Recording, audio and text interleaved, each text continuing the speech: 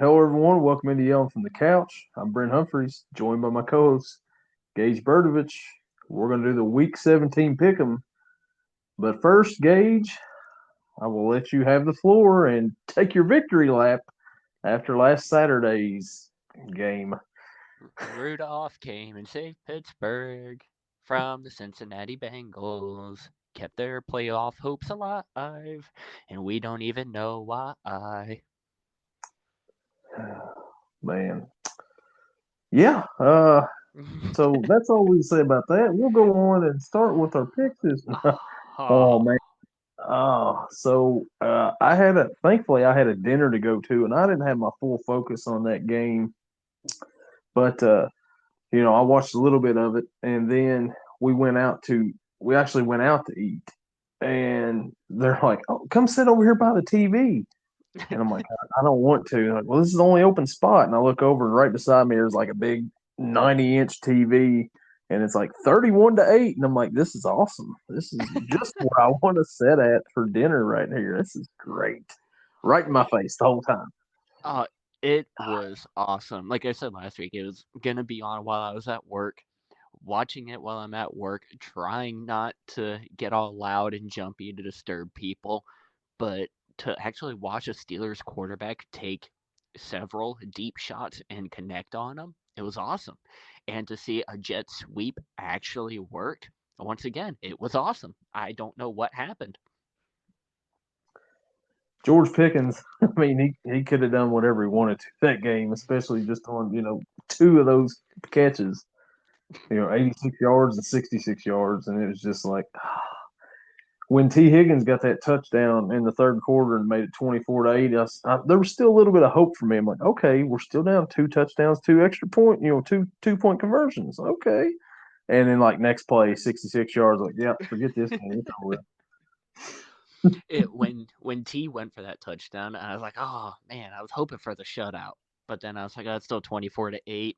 The defense has been playing great. They picked off Browning. I think it was 3 times, I believe it was. Sacked him 3 or 4 times. People who just rejoined or joined the team from the practice squad making big plays with Eric Rowe and Miles Jack. It was just great all around. Hopefully they can, keep it up this week. And it kind of reminded me of the game last year, the first game of the season, where Burrow threw 4 picks and Browning here threw 3 picks. The only difference was that the Bengals had time to turn it around after that game. I think that time has passed this year. Well, it's like Browning has played pretty solid in every single game this year, except the ones against Pittsburgh. Yeah, his first start against Pittsburgh, not good. And his most recent start against Pittsburgh, also not good. Everybody else, it's fine. Maybe he's got all the Pittsburgh stuff out of the way and he can get back to winning some games. I don't But know, but that also makes you wonder, though, like how big of an impact is Jamar Chase to that team? Because it's like, yeah, he didn't play great the first game against Pittsburgh. They still ended up losing, but it was a lot closer game.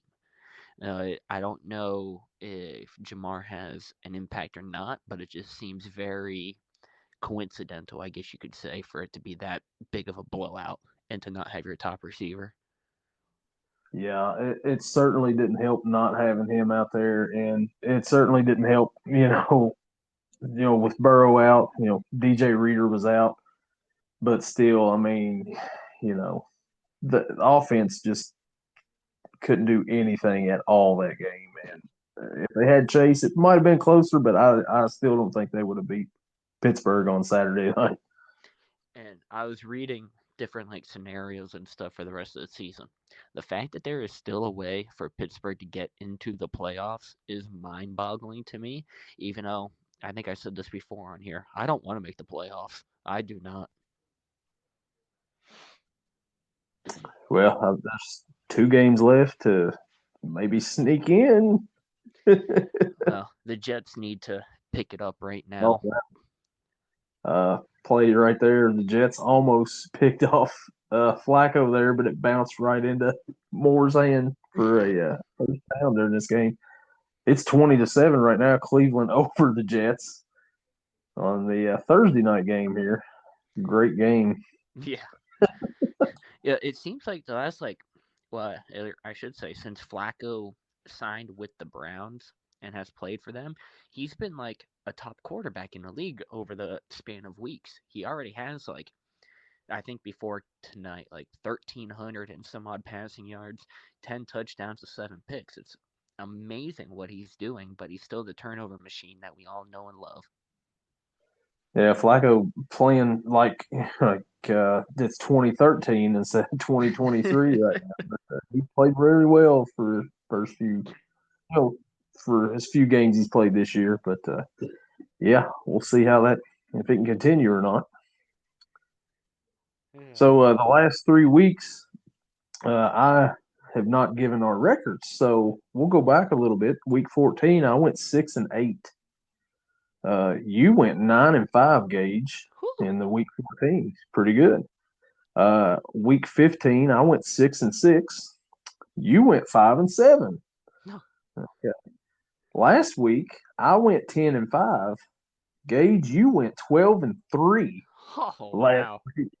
Yeah, really good week last week for you. And 10-5 is not bad, but yeah. And your overall record 130-92, and I'm 136-86. So Not too not bad. yeah. Week 14, 15 kind of for me there, but last week really good and really good for you. And I just want to, point out, I think you kind of laughed when I picked the Raiders over the Chiefs. Yeah. And here we are with a Raiders victory. So I'll take that. Why not? So somebody was right on that one, and somebody was wrong for sure. But yeah, that the Chiefs are kind of limping around here coming heading into playoff time. I just hope it continues this Sunday. We'll see. All right. So this week 17 right here. There's 2 more weeks left. Yeah. We'll start out on Saturday night. The Detroit Lions travel to Dallas to face the Dallas Cowboys. The Cowboys are a 5.5 point favorite. Gage, do you think the Cowboys will win this one? This is going to be a game where, just like previous weeks for both of these teams, it's going to depend on which version of the team shows up. The Cowboys are rocking the better defense, and at times they have the better offense, but in other times the Lions have the better offense. And it's really hard to know, like, oh, is everyone going to be playing this week? Yeah, just which version is going to show up. Will David Montgomery, Jameer Gibbs, and Amon-Ra St. Brown be able to outplay the secondary of Dallas? Will they be able to block Parsons? Will the Cowboys be able to really start picking it up this week? Get CeeDee Lamb and keep him involved. It's going to be a good game. 5.5 seems like a relatively reasonable spread on this one. I'm going to take the Cowboys here, and I will take the points. Detroit right now has a shot at the number one overall seed in the NFC. Dallas also has a shot at the number one overall seed in the NFC. Both of these teams here in Week 17 still have playoff indications to fight for. Um, I just think that Dallas, coming off of a loss last week and coming back home, I think that they're better at home. They don't have a good record against a team with winning records so far this season, but I think that'll change this week, and I think Dallas will get the job done, and I think that they will cover that spread. So we'll move on now to Sunday's games. In the first game, the resurgent New England Patriots travel to Buffalo to face the Buffalo Bills. Buffalo is a 13.5 point favorite. Gage, do you think the Patriots can build off of that big win on Christmas Eve against the Broncos and defeat the Buffalo Bills? Yeah, I think this Patriots team, ever since Zappy has started, they are a lot better team than what they get credit for. You look at their record and you think, oh, they must suck. But ever since Zappy's come along, there seems to be some sort of resurgence, like you said. And their defense is very, very good. And I don't know why, but they do not get the credit they deserve. The Bills, on the other hand, they're still fighting for a playoff spot and trying to get as good of a seat as they can. Um, And heck, they're still trying to win that division, let alone, get a wild card spot in the playoffs. But their defense, not really the best this year. I'm sure we pointed that out over the past several weeks. And their offense, it's kind of been spitting and spattering. So I'm going to make an early surprise pick of the week and go with the Patriots on this one to take down their division rivals. So the Patriots last week played Denver, and I was watching that game Christmas Eve night, and it was like halftime, and it was like, these have got to be two of the worst teams right here. 7-3 at the half, and then all of a sudden in the second half, the offense just explodes for both teams, and touchdowns happen here and there, defensive touchdowns, and the Patriots ended up winning that game. Uh, and Buffalo, on the other hand, the night before, they kind of struggled a little bit with the Chargers. But I think that this week the Bills will come back, and I think that they'll take care of business at home. They're fighting for the playoffs. They've still got a chance, like you said, to win that division. I think that that'll continue. I think that they will win this game, but I do not think that they cover that spread. The Patriots will keep it close in Buffalo, but the Bills will win. The next matchup, the Falcons travel to Chicago to face the Chicago Bears. The Bears are a 3-point favorite. Both these teams coming off of wins last week. Gage, who you like in this matchup? Gotta tell you, I am not looking forward to this game. This will not be one of the ones that I am continuously looking at. Oh, what's the score? What's the score? Who's done what? Um, just a tale of two mediocre teams, and I think mediocre is a very very nice word to use to describe these teams. The only thing either one of them has going for them is the Bears. Their defense, Jalen Johnson, who's been one of the best corners in the league this year, but doesn't get talked about because he's on such a bad team. That defense, I think, is what's going to win them games this week and possibly next week. So that is why I'm going to take the Bears on this one, and I will take the points. I'm rolling with the Bears too on this one. The Falcons last week, 5 field goals for Koo to go along with a couple of touchdowns against that Colts team. The Heineke, he can get him down the field a little bit, but he can't finish it up. The Bears, they've looked pretty decent the last couple of weeks. Defeating the Cardinals last week, beating the Lions. I'll go with the Bears in this one, and I think they'll cover that spread. I think that they're kind of coming on here towards the end of the season. Uh, the next matchup, the Las Vegas Raiders coming off of a big win that somebody on this podcast predicted last week over the Chiefs. Travel to Indy to face the Indianapolis Colts, who lost to those Falcons last week. Indy's a 3.5-point favorite. Gage, is there a little bit of disrespect for the Vegas Raiders right here? I really do think there is. I mean, like you said, India coming off the Falcons' loss, and they had their number one running back and Jonathan Taylor back. I don't really get why they're the favorites. The Raiders last week, the first few drives for them and Kansas City, it really looked like it was going to be a snooze fest. I think there was 5 plays, and one of them was like for positive yardage, while the others were sacks or just tackles for loss or incomplete passes. But once the Raiders got it going a little bit, including the pick six off of Mahomes, they really were able to lock it down and not let Kansas City take a breath of fresh air on that one. So Gardner Minshew last week did not play his best game. Definitely by far did not play his best.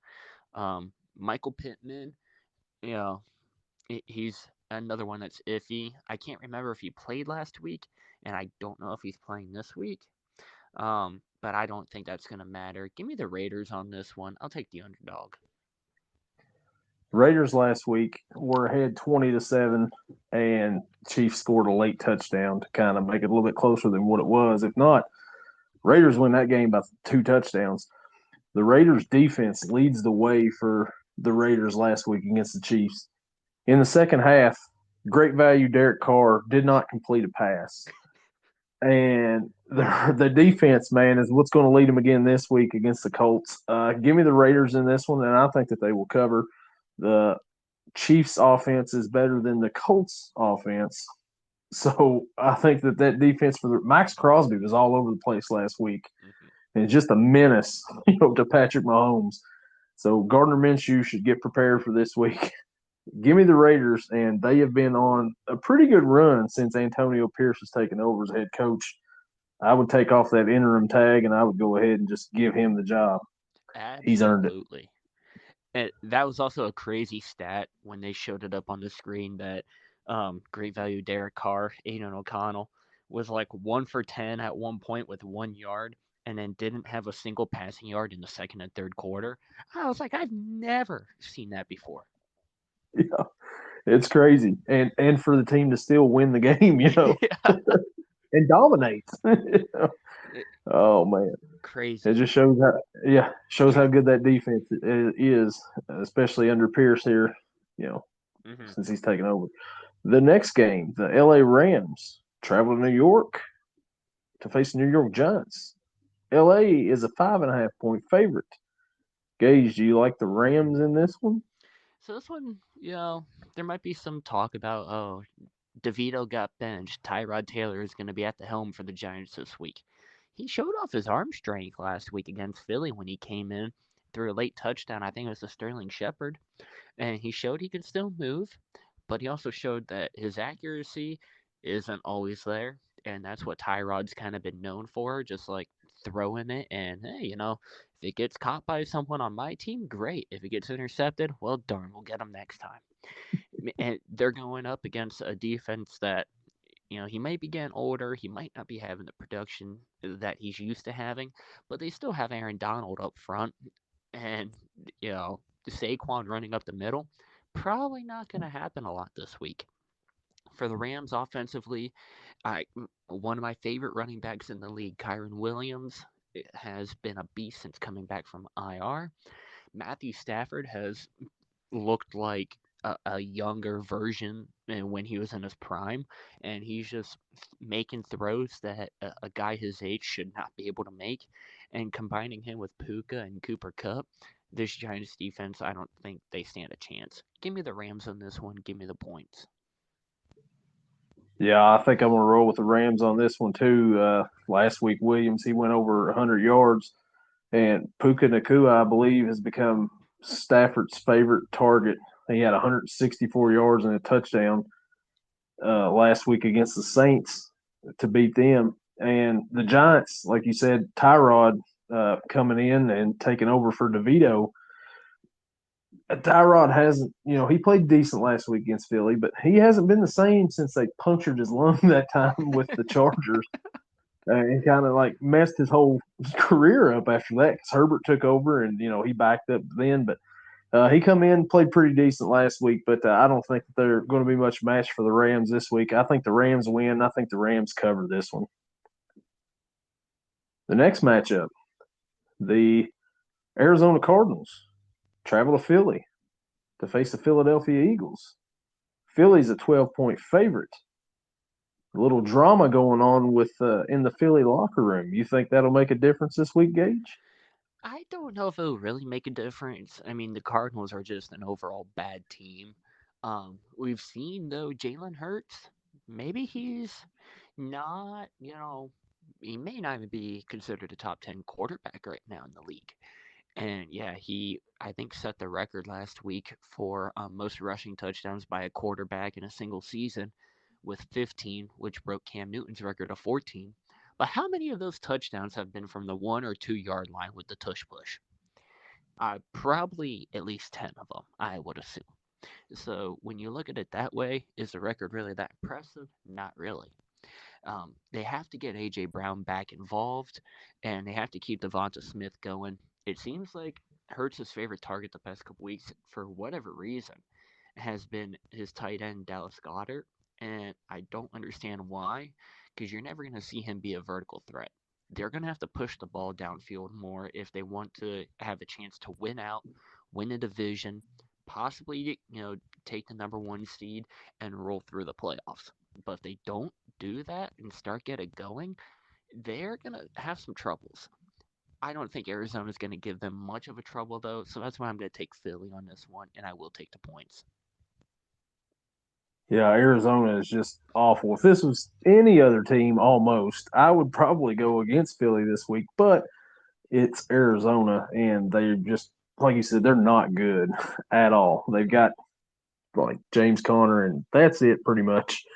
Philly, on the other hand, I feel like this has like been a story more than once this season with AJ Brown and Jalen Hurts like not getting along real well, and AJ Brown calling out teammates or complaining about the performance of the team. And I don't know really what's going on there. I don't know if they like each other or what, but a little drama going on there in Philly. Not a lot of brotherly love going on there, but I'm going to take Philly in this one. And, 12's a lot at home, but Arizona's bad. So I think that they'll cover. I think they'll win by a couple of touchdowns in this one. Next matchup, an NFC South matchup. The New Orleans Saints at 7-8 travel to Tampa Bay to face those Tampa Bay Buccaneers at 8-7. Tampa Bay is a 2.5 point favorite. Gage, who do you like in this one?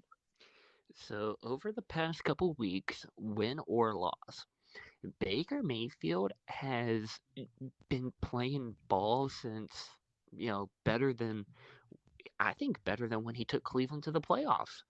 I don't know what's gotten into him this year, but after the first, 3, 4, maybe 5 weeks, he's really come together with his teammates, whether it be Mike Evans and throwing it downfield or just dumping it off to Rashad White and letting him do all the work. Their defense, too, has done super good this year. Meanwhile, you look at the Saints' offense, and they are not clicking. I don't know what it is, but they just don't seem to click when they need to click. Buccaneers, they win this game, chances are they win the division, and I think they're going to look to do that. So, unfortunately, I'm going to have to roll with the Tampa Bay Buccaneers, and I'm going to have to take the points on this. Joe Flacco just threw a pick six.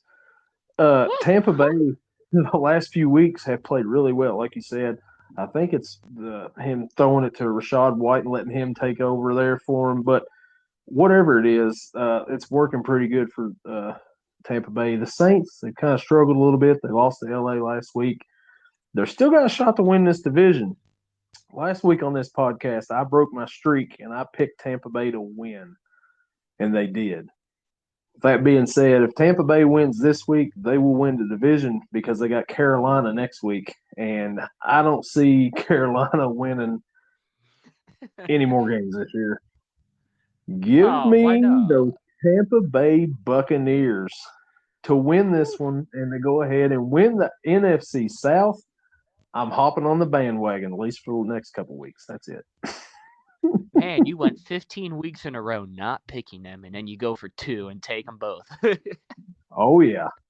I'm all aboard. I'm all aboard the Baker train right now.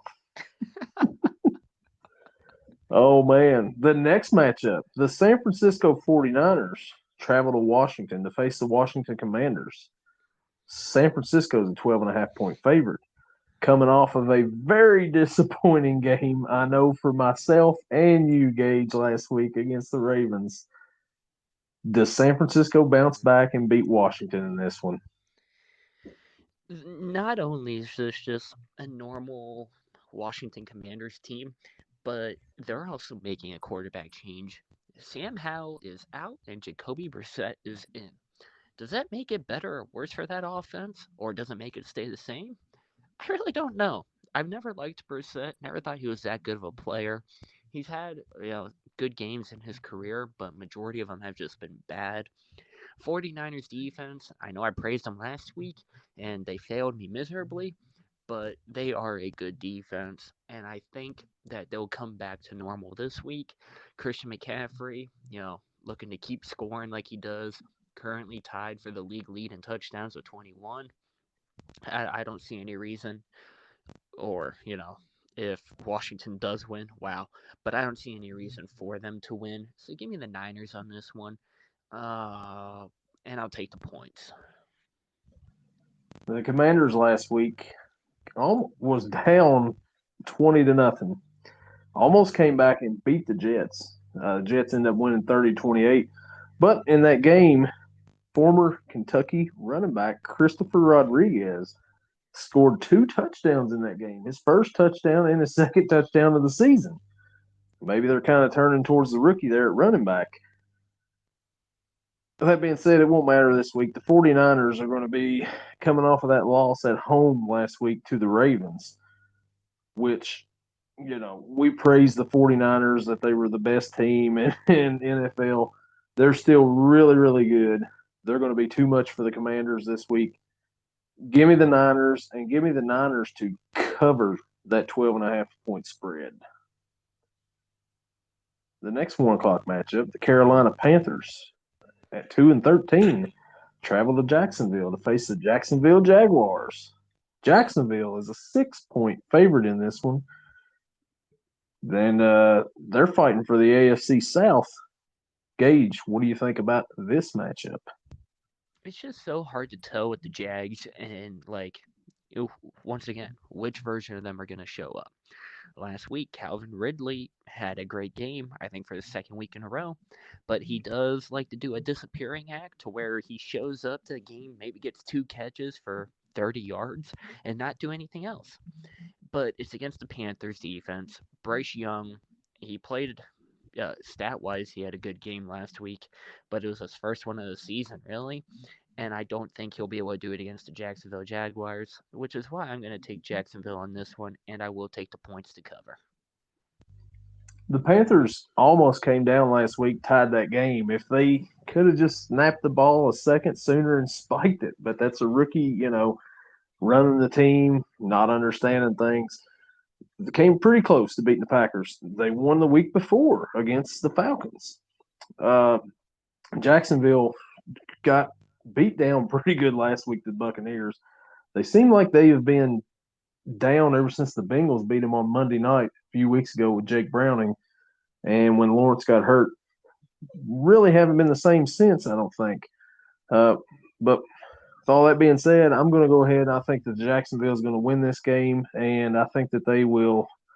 I'll go ahead and say Panthers will cover the spread, make it pretty close for Jacksonville, but Jacksonville ends up winning the game and still not locking up the AFC South yet. The next matchup should be a good one for 1 o'clock.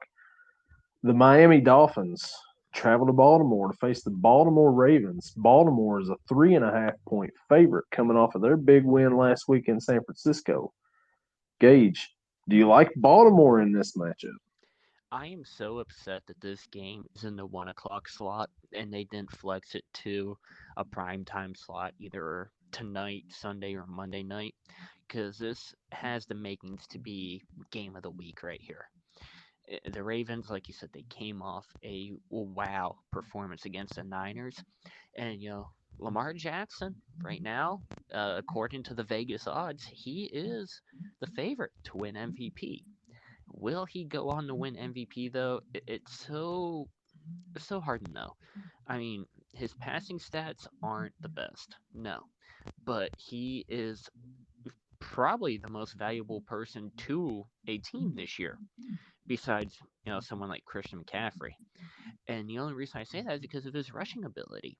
They have gone through running back after running back after running back, but Lamar's the only running back that can stay healthy on that team. Meanwhile, the Dolphins, they're coming off a great game against the Cowboys where they won by 2. They won 22-20. And, Raheem Mostert, another touchdown. Tyreek Hill doing Tyreek Hill things. And I think he's going to be the difference maker this week. Tyreek Hill, I think, is going to be able to take out that secondary for the Ravens just because of how fast he is. Tua is going to have the arm strength to get down there. Raheem Mostert is going to have an incredible game. And this Dolphins defense is going to stump the Ravens. Give me Miami on this one. And no, I promise it is not my Baltimore hatred. Give me Miami on it.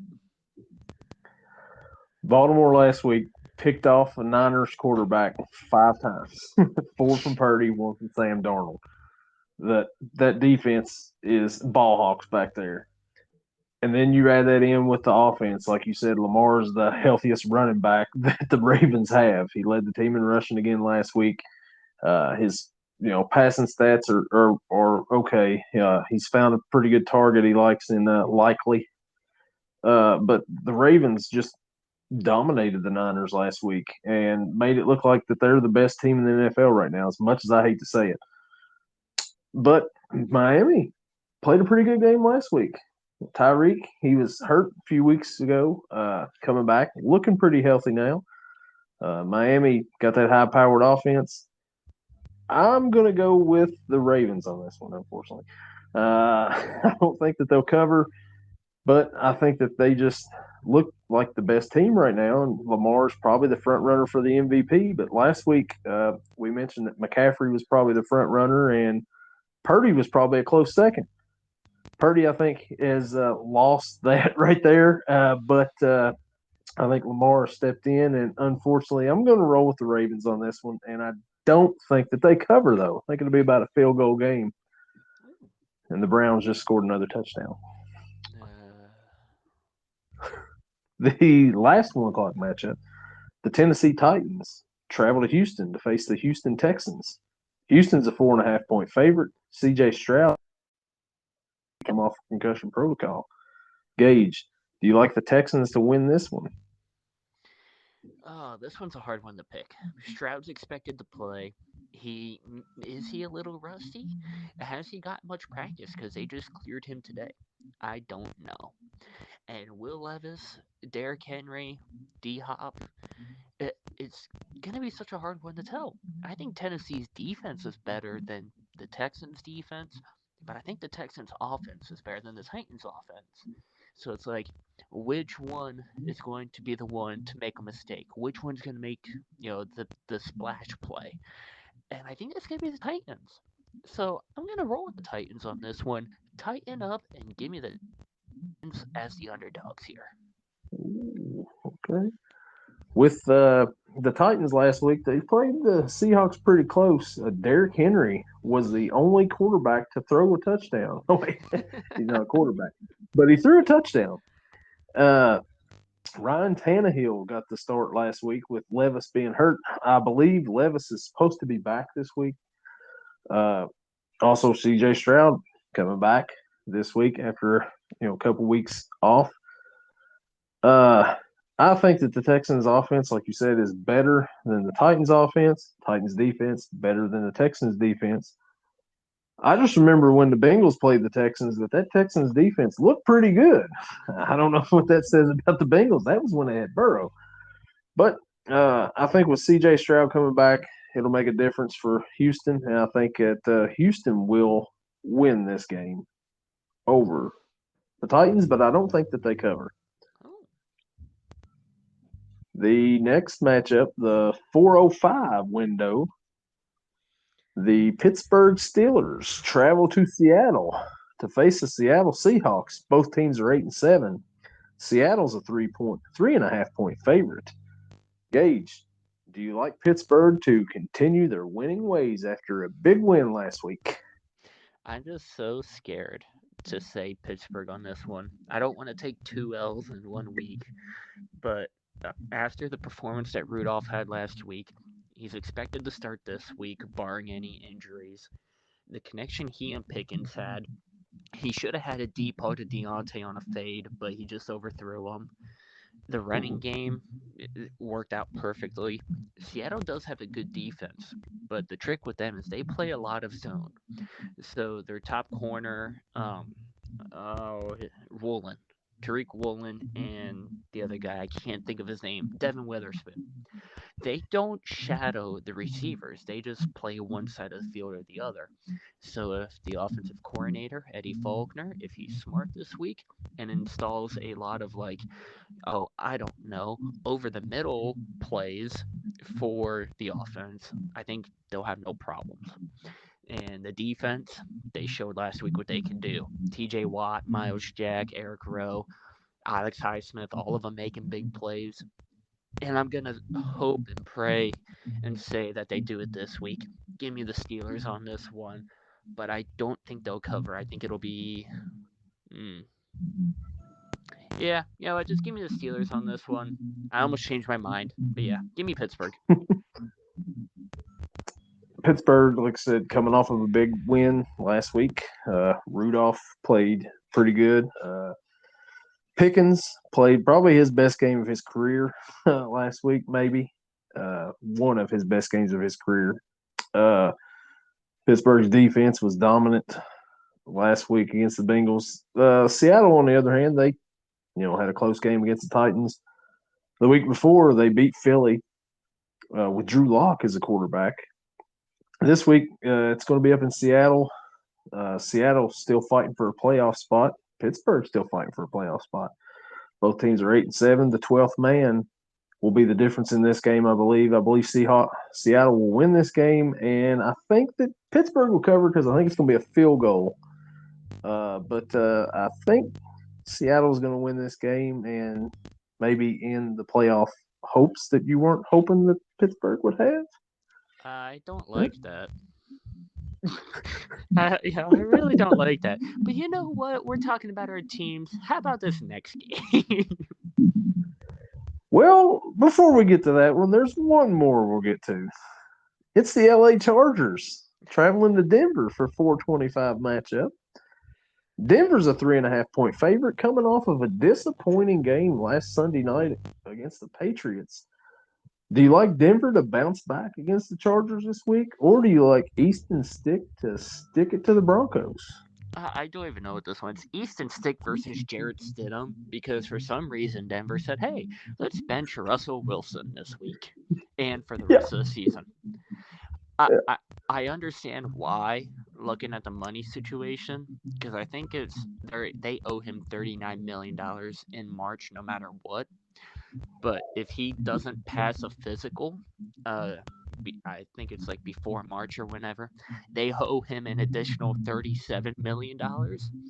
So they don't want to risk him getting hurt and having to pay out what is that 76 million or whatever.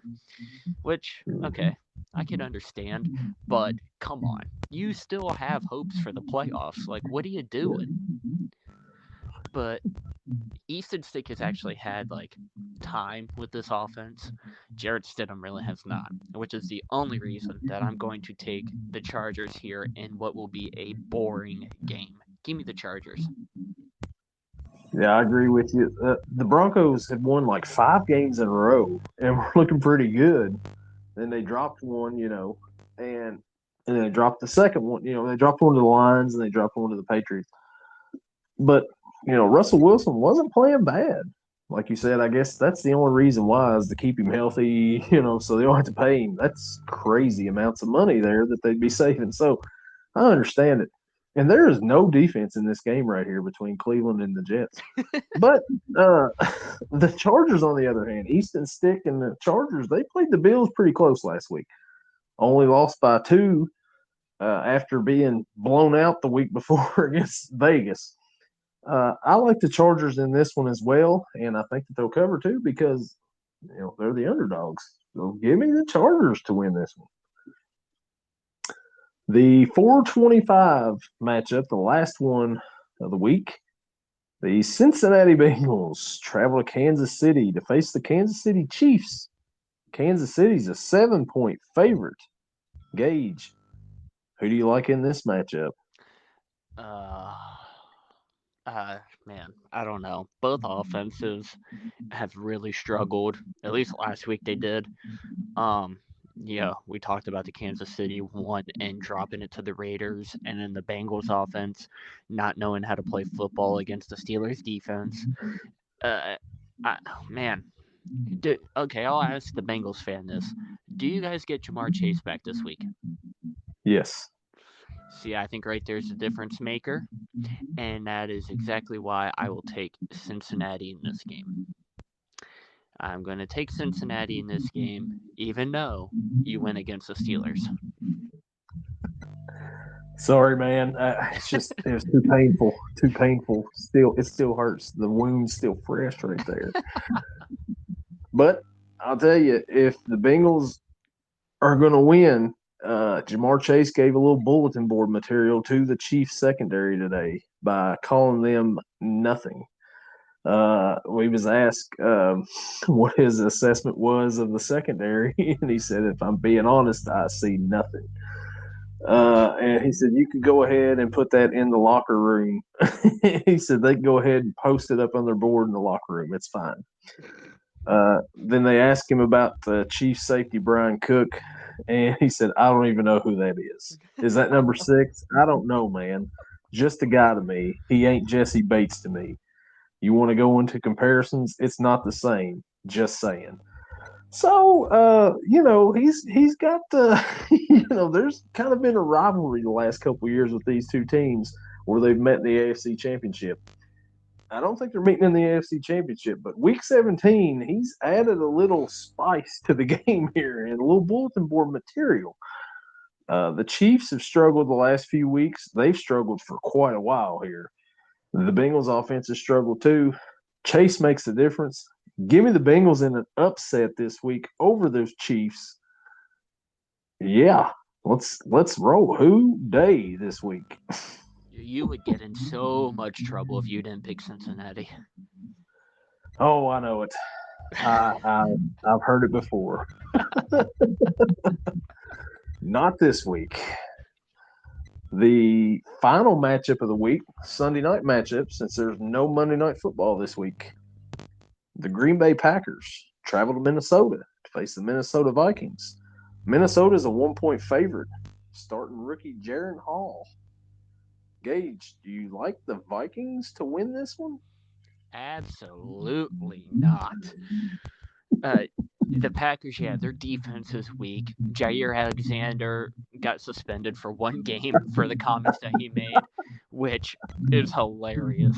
I don't understand suspending him for a game, considering now what is your secondary besides a bunch of high school players, basically, because they really have no one. But when you have Jaron Hall at quarterback for Minnesota, I don't think it's going to matter. Jordan Love, as long as he keeps that completion rate over 60%, throws for about 250, a couple tutties, they should have no problem handling Minnesota. Give me the Packers on this one. The Jair Alexander suspension is hilarious. He's going out and calling coin flips when he's not the captain and saying we'll kick off and not saying we're deferring. And if the question is, the Packers are still in the playoff hunt. If Kirk Cousins was quarterbacking for the Vikings, would Jair Alexander still be suspended for this game? Probably not, but who knows? Probably not. It's Jaron Hall as the quarterback.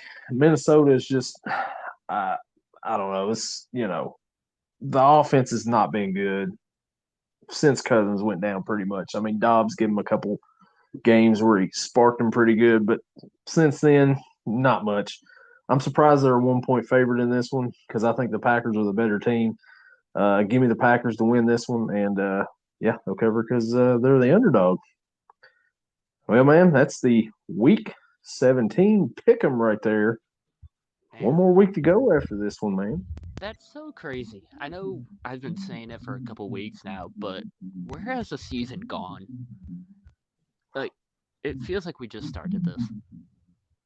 Oh yeah, it does, man.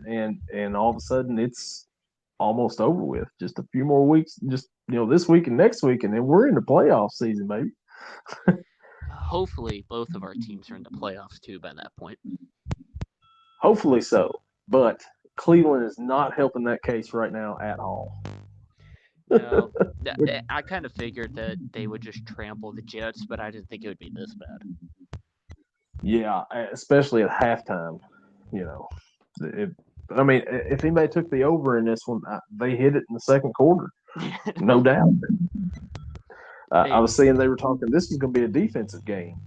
Yeah, okay.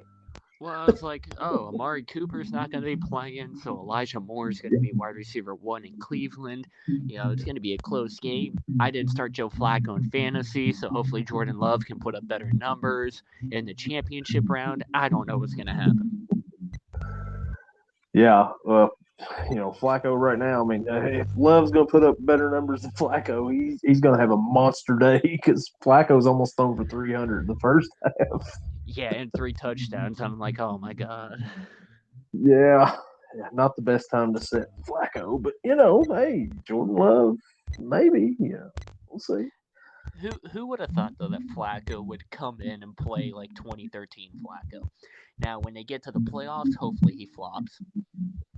Yeah, hopefully so, because that would be the worst to see Cleveland make a Super Bowl run with Flacco, and then like, oh no. Joe Flacco winning the Super Bowl 10 years apart from each other. Come on. Yeah, for AFC North teams, and neither one of them is ours. Yeah. Well, man, Monday night we do have playoffs, college football playoffs. Who are your picks in those, man? Oh man. Ah, I don't know. To be honest, I haven't really thought about it. What are your picks?